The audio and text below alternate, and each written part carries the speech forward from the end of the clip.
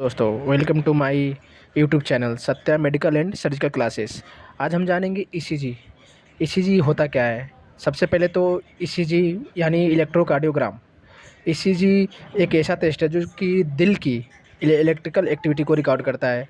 इसमें हम ये पता लगाते हैं कि हमारे हार्ट सही तरीके से काम कर रहा है या नहीं कर रहा है। उसके बाद आते हैं हम ईसीजी। ईसीजी करते क्यों हैं, क्यों किया जाता है, किन किन दिक्कतों में किया जाता है।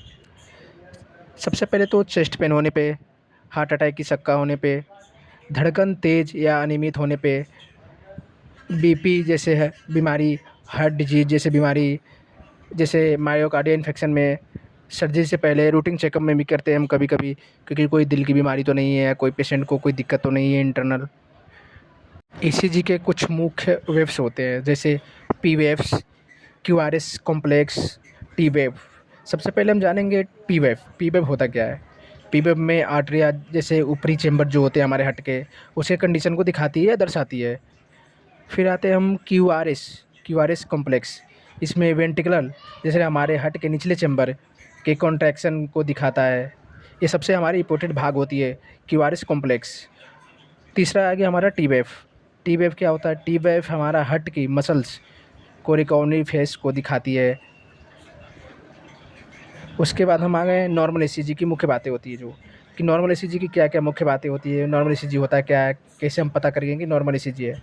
सबसे पहले तो हार्ट रेट जानने की कोशिश करेंगे हम, पेशेंट की हार्ट रेट क्या है। तो हम जान लेते हैं पेशेंट की नॉर्मल हार्ट रेट होती क्या है। सबसे पहले तो 60 से 100 पर मिनट, मतलब हमारी धड़कन 1 मिनट में 60 से 100 बार धड़कती है, तो हम समझते हैं कि ये नॉर्मल।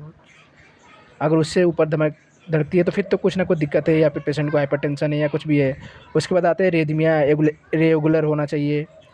पी वेव हर क्यूआरए से पहले होनी चाहिए। ईसीजी कौन-कौन बीमारी का पता लगा सकती है, या ईसीजी कौन-कौन बीमारी का पता लगाने के लिए हम करते हैं। सबसे पहले हार्ट अटैक, उसके बाद मायोकार्डियल इन्फेक्शन जिसको हम लोग एमआई भी बोल सकते हैं। उसके बाद आ गया हमारा रेदमिया। उसके बाद आ गया हमारा ब्रैडिकार्डिया, ट्रैकिकार्डिया, पल्स का बढ़ना, पल्स का घटना, इलेक्ट्रोलाइट इम्बैलेंस होना। हट आप लोग देख सकते हो कि ईसीजी मशीन कैसे दिखती है, देखने में कैसे होते हैं। तो आपको मैं इस वीडियो में दिखा रहा हूँ ईसीजी मशीन होता कैसा है। आप देख सकते हो, जो कि मैं स्क्रीन पे दिखा रहा हूँ। उसके बाद आ गए हम ईसीजी लीड्स। ईसीजी लीड्स में कौन-कौन सी लीड्स होती है, कब यूज़ किया जाता है। सबसे पहले तो लिम्स लीड्स आती है। लिम्स लीड्स होती है जो हमारे फर्स्ट, सेकंड एंड थर्ड। उसके बाद आता है हमारा अग्वामेंटेड लीड्स, जो कि एवीआर, एवीएल एंड एवीएफ जिसको बोलते हैं हम लोग। उसके बाद हम लोग आ गए चेस्ट लीड्स। चेस्ट लीड हमारा V1 से लेके V6 तक होते हैं, जो कि हम चेस्ट के लगाते हैं, चेस्ट पे लगाते हैं। इसके अलग-अलग कलर कोड्स होती है, जो कि आप वीडियो में देख सकते हो। मैं दिखा रहा हूँ आपको कि अलग-अलग इसके कलर कोड्स होते हैं, जिससे हम पहचान सकते हैं V1 कौन है, V2 कौन है, V4 कौन है, V3 कौन है, V6 कौन है। उसके बाद यहाँ आ गए हम ईसीजी में करते समय या फिर ईसीजी के टाइम जो नॉर्मल बातें याद रखने वाली होती है। अगर कोई भी स्टूडेंट हो या कोई भी आदमी, जैसे कोई भी पर्सन अगर ईसीजी कर रहा है, तो नॉर्मल कॉमन बातें ध्यान रखने वाली होती है, जैसे कि पेशेंट को आराम की स्थिति में रखना चाहिए, इलेक्ट्रोड सही जगह लगने होनी चाहिए, मूवमेंट ईसीजी ट्रैकिंग ख़राब हो सकती है। अगर पेशेंट मूवमेंट कर रहा है या पेशेंट हिल रहा है, तो ईसीजी की ट्रैकिंग ख़राब हो सकती है, जो उसकी वेव ख़राब हो सकती है। तो ये मुख्य बातें होती है जो हम ईसीजी करते टाइम ध्यान में या अपने दिमाग में रखनी चाहिए, जिससे हमारा ईसीजी सही तरीके से रिपोर्ट आती है।